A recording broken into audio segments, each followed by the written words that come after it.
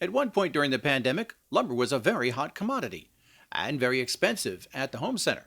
With people homebound for months on end, it's easy to see why. People were forced to stay home. Uh, those folks that would normally be spending money on vacations and going out to eat diverted some of those funds into home improvements and remodeling. Miller Adams with the Virginia Department of Forestry works in Charlotte County to help timber owners care for their trees and plan harvests. A building boom is not the only reason lumber prices surged. A red-hot real estate market was also a major factor.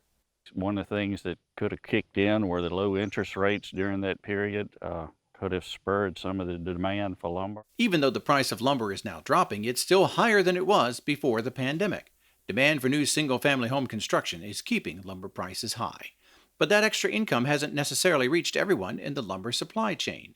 Barney Warner has been cutting trees in Highland County all his life.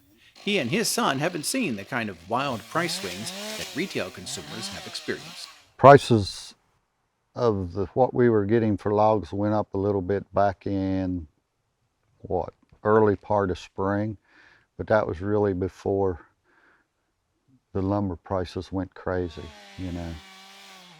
They finally went up some. It really doesn't trickle down anymore. I mean, it's like we've been getting the same thing for logs for years and years and years, basically.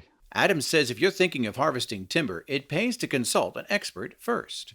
Selling timber is something that most of the landowners I work with, it's a once or twice a lifetime situation.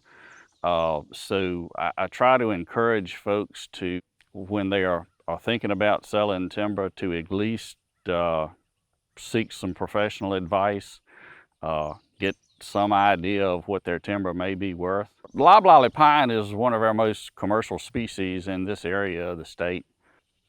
And we're in a heavy reforestation area because of the timber that's being cut. And most of that property that is harvested, we do plant back to loblolly pine. Those trees can, do well till about 60 years of age. So there's a lot of opportunity there to do things within that 60 years. But more often, the 30 years is what we kind of consider as the economic maturity of those stands of pine. Timber and other agriculture and forest-related industries are a valuable part of Virginia's economy. The Virginia Department of Agriculture and Consumer Services estimates the total economic impact of the state's forest industry is $21 billion a year, and about 108,000 Virginians work in the field. Some of those employees are the lumberjacks who know how to focus on harvesting mature trees. A tree is like you or me or anything that grows. It's got a life expectancy of so many years. And when it gets to that point, it's time to cut it. That's why I say we do a lot of select cut. We go through, which we've done here, go through this foresting and cut all the big mature trees. And then we leave all the younger, nice trees that's not got disease or damage to grow. Modern tree harvesters must meet state regulations to reduce or eliminate water runoff. It's all about being good stewards of the forest. It's a renewable resource.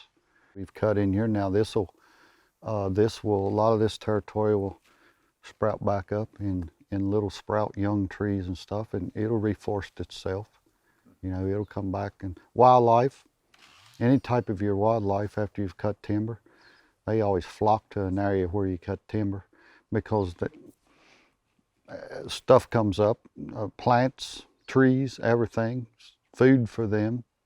Properly timed and executed timber harvest have a pretty significant value to all of us as Virginians, not necessarily strictly for the lumber and the products that we produce out of these harvests, but it creates a diversity of multi-age stands of timber scattered across the landscape, and it's that diversity that's key for many wildlife species. Whether you're harvesting hardwood trees for furniture or pine trees for 2x4s, timber is one of the most valuable resources in rural Virginia.